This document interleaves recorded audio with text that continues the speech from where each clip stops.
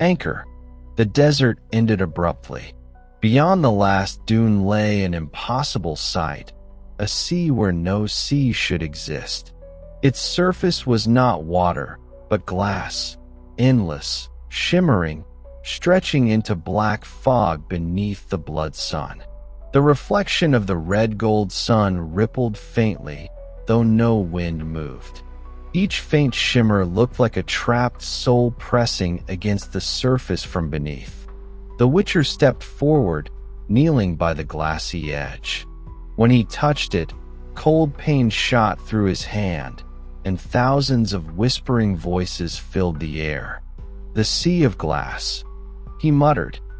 "They said it was where fallen warriors were preserved, but this feels alive." Anna's reflection looked strange. Her face appeared fractured, multiplied, like a mirror trying to remember its shape. "It's moving," she whispered. "It's not solid." Dracula stood behind them, his cloak dragging faint trails of light and shadow. His new form glowed faintly beneath the dim sun, divine and cursed at once. "This is Kale's domain," he said quietly. "The sea that died but refused to vanish." Elizabeth looked across the vast plain. Far in the distance, shapes were emerging from the fog. Dark sails, tattered banners, ghost ships, rising slowly from beneath the glass. The fleet awakens. The first ship broke through the surface with a scream that echoed across miles. Waterless waves rippled outward, carrying fragments of bone and rusted chains. Its hull was covered in salt and coral that glowed faintly blue, and its sails were torn, yet moved as if filled with breath. Then came another, and another, until the horizon itself became a forest of masts, all under the crimson glow of the blood sun. "They're not sailing," Elizabeth said. "They're being summoned." Dracula's eyes burned faintly gold. By him, a single ship stood apart from the rest, massive, its bow carved like a skull, and from its highest mast flew a black flag marked with a bleeding sun. On its deck stood a man draped in a coat of shadows and seaweed, his hair white as salt, his eyes glowing faint cyan. "Kale," the Witcher whispered. "The cursed pirate king. The ghost captain." The ship glided silently across the glass, leaving no wake. Kale's voice carried over the still air, smooth, cold, almost musical. "Dracula, Witcher, I felt the sun bleed, and so I rise." Dracula stepped forward onto the shore. "You should have stayed buried." Kale smiled faintly, his teeth glinting blue. "Buried men remember. Drowned men dream. But cursed men, we never sleep." His gaze fell on Dracula's chest, where the faint light of solace pulsed beneath his skin. "So the stories were true. The heart chose you." The Witcher's hand went to his blade. "You know of the heart?" Kale laughed. "I died for it. I carried one of its shards once, until Nyxera took it back." He raised his hand. From his palm, blue mist poured out, swirling into the form of a cracked crystal, faintly beating, black veins pulsing through it. A piece of her heart, the shadow half of Solis. Anna felt a sudden pressure in her skull, like a scream that wasn't hers. "He's carrying her corruption." Kale's eyes turned toward her, glowing brighter. "The blood of Solis burns through your veins too, girl. I can smell it." The Witcher stepped between them instantly. "Touch her, and I'll scatter your bones across this cursed sea." Kale tilted his head, smiling. "You'll try." The duel of curses. The sky darkened further. Thunder rumbled, but it wasn't storm. It was the fleet moving. The ghost ships began to turn in a slow spiral, circling the shore like predators. Dracula's aura flickered, the blood sun's light responding to his anger. "You're serving her still," he said. "Nyxera's puppet." "Puppet," Cale smirked. No, her captain. He spread his arms, and from the sea beneath him rose hundreds of drowned soldiers, half spectral, half flesh. Their armor was sea-worn, their eyes hollow, their mouths whispering Nyxora's name. My fleet lives on death and regret, Cale said. Can your borrowed divinity match that? Dracula's answer was wordless. He raised his hand, and golden black fire erupted from the sand, forming wings behind him. The impact shattered the glass beneath his feet.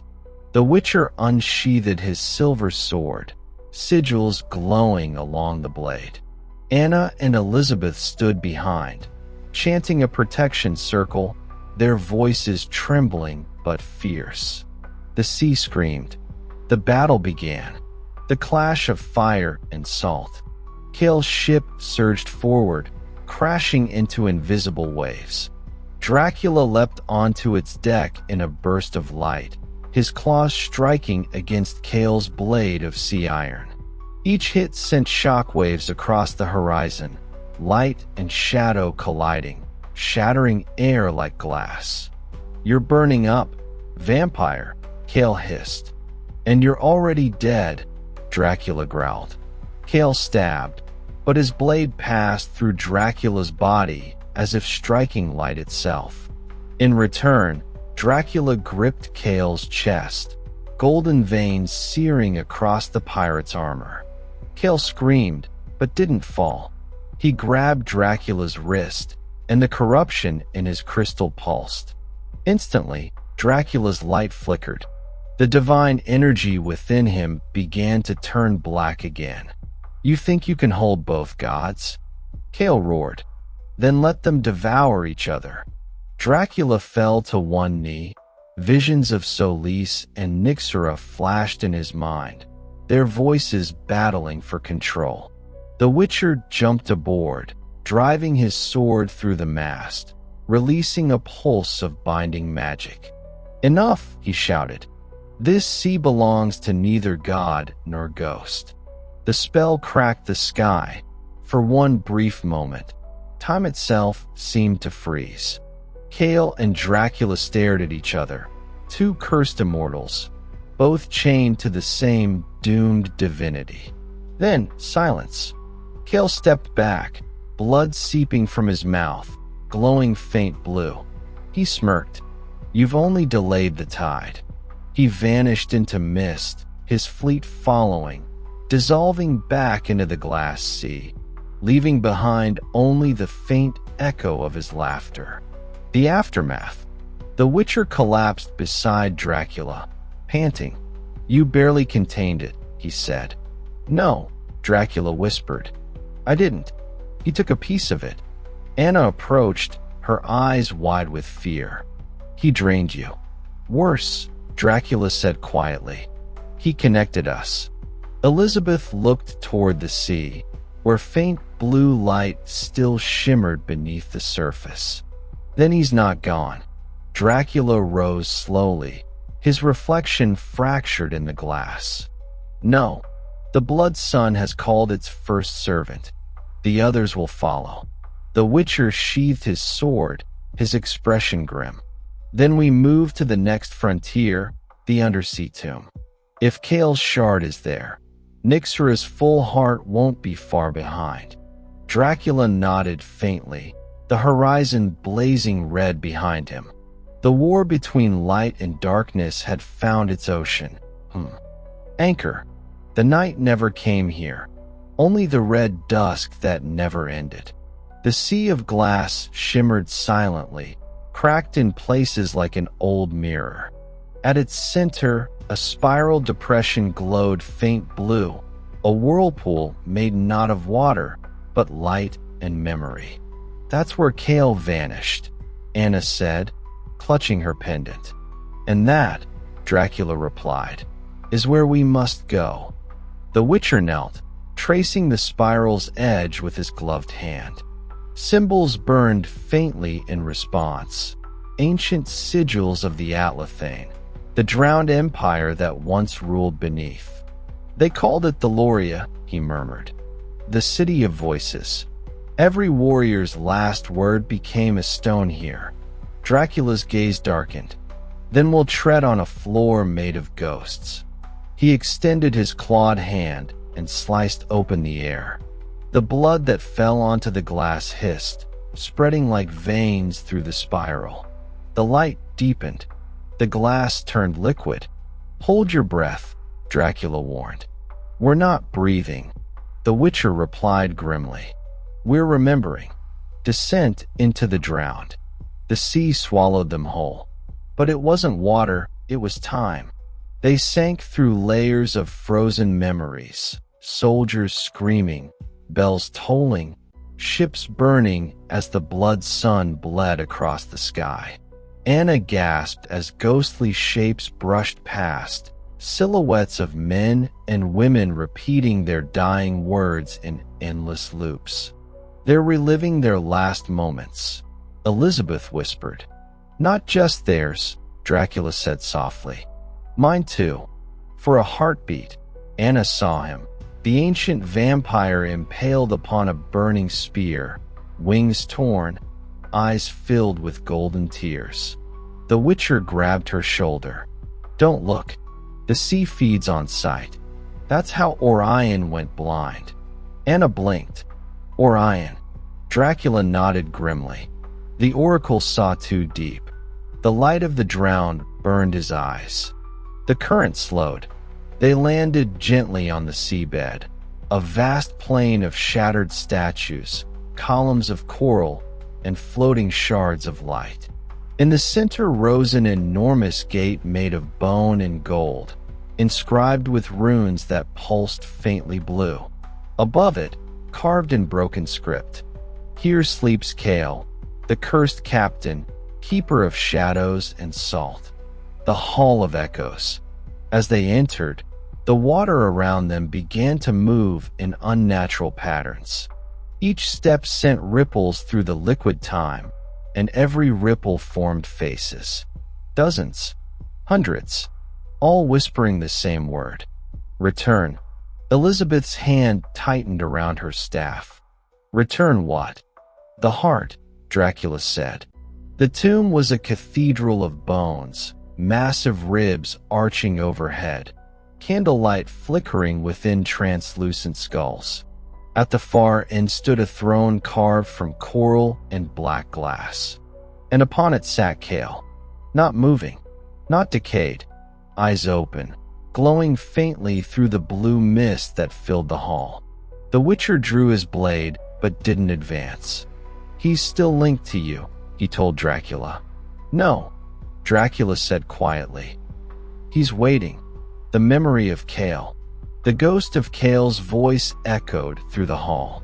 "You've come to finish what I started, or what she commanded?" Dracula stepped forward. "Neither. I came to end her reach." Kale's body shifted, head turning with the sound of bones grinding underwater. His eyes burned like two trapped storms. Nyxora's reach is the sea now. Every tide is her breath.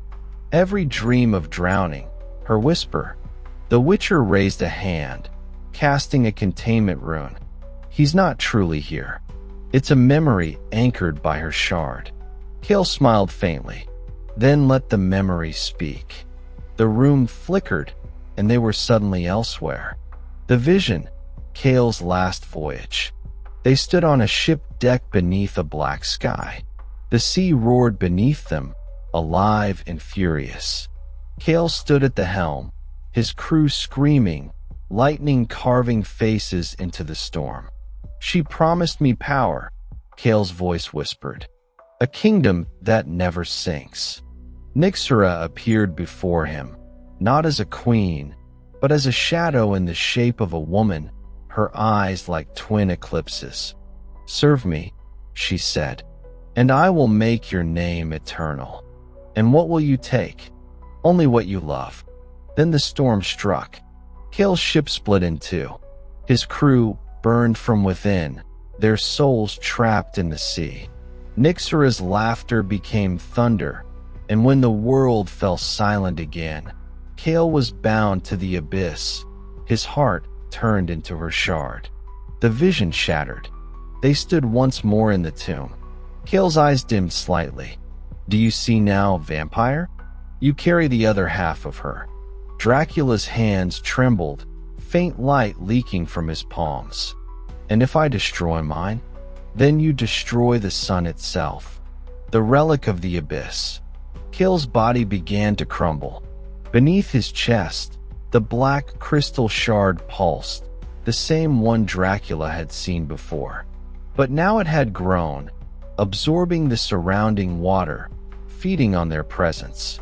The Witcher stepped forward, slicing a sigil into the coral floor. We can contain it, not destroy it. Containment will weaken her hold. Anna joined him, adding Solis runes over the Witcher's markings. The circle began to glow gold and blue, divine and mortal power intertwined. Cale rose slowly, spectral chains binding him to the throne. Do it before she wakes fully. Dracula hesitated, his reflection flickering in the black crystal. He saw himself, but twisted, eyes red, wings black, a king of ash. What if this ends me too? Then die free, Cale said softly. Unlike me. Dracula slammed his clawed hand down into the crystal. Light erupted, golden, then black, then white. The sea convulsed around them, collapsing inward. Anna screamed. Elizabeth shielded her eyes. The Witcher held the circle firm. Then, silence. When the light faded, the tomb was empty. The crystal was gone. Only Dracula stood, on his knees, eyes hollow, his aura dimmed. Did it work? Anna whispered. No, Dracula said quietly. She felt it. She's coming. The sea began to boil. The awakening tide. Far above, the surface shattered like glass. Columns of dark water surged upward, touching the sky. The blood sun turned black.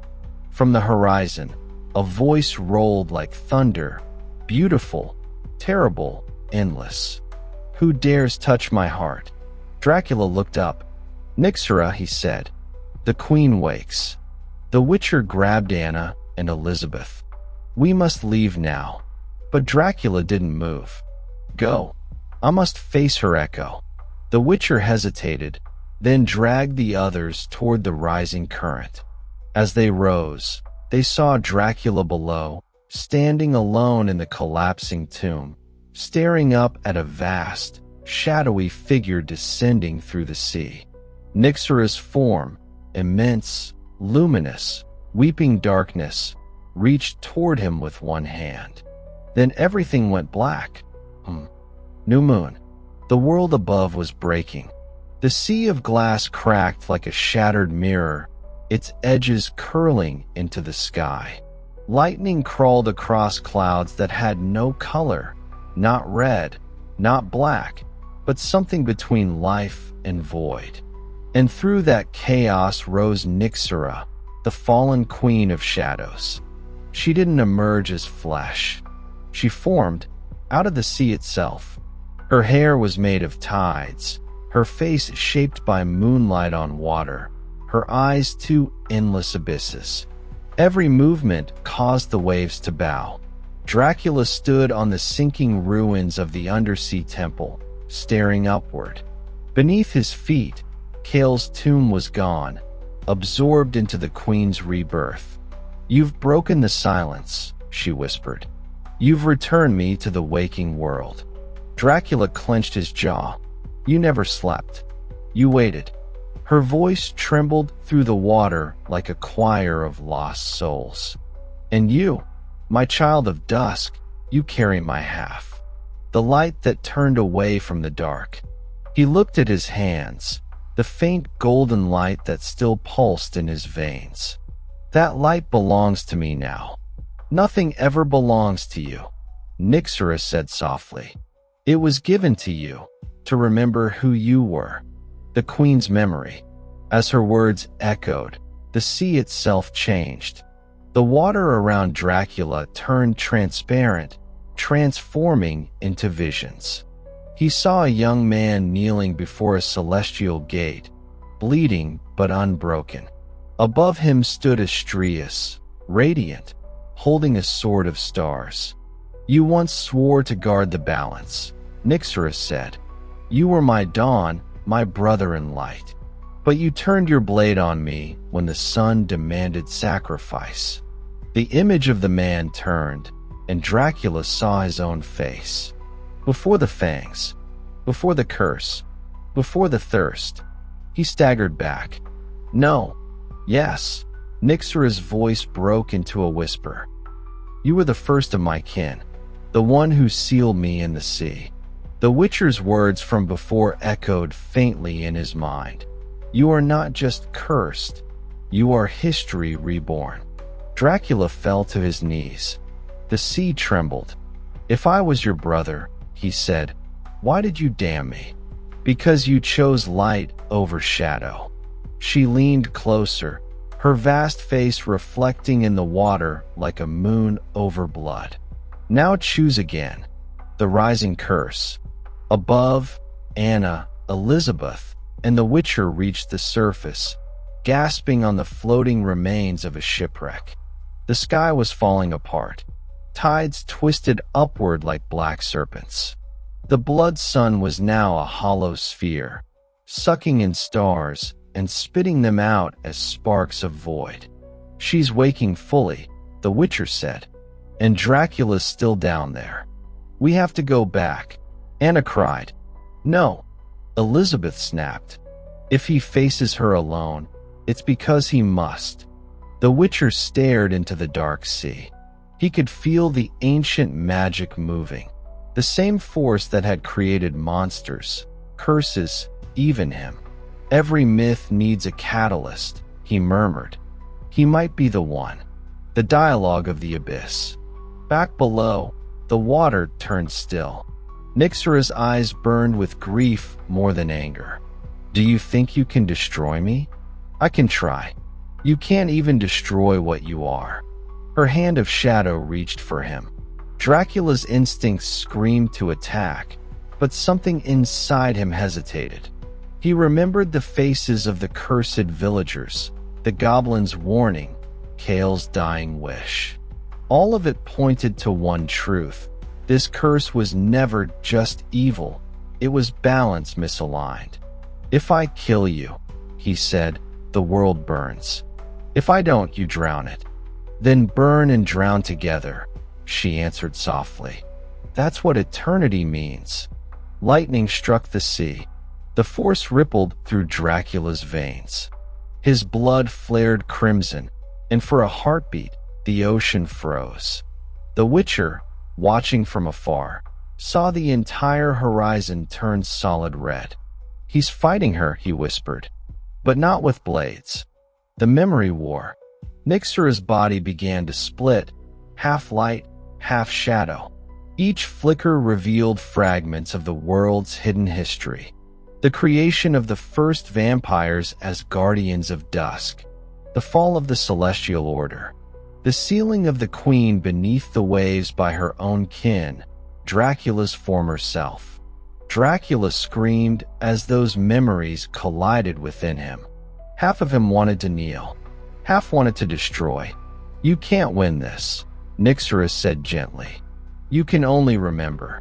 He drew his sword, black steel veined with gold. "Then I'll remember through blood."